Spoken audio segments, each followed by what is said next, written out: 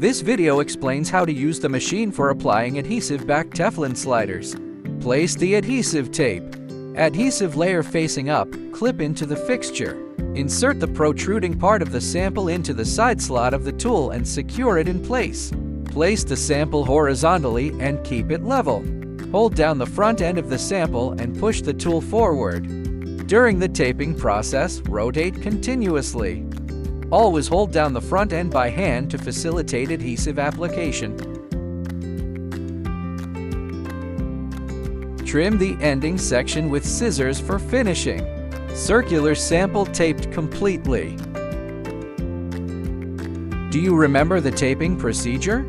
Please demonstrate it again.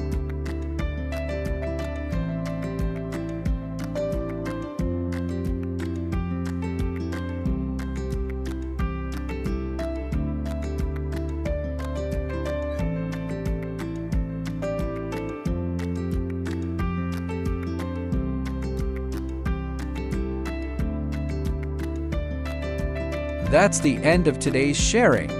If you want to learn how to use our other tools, please follow us.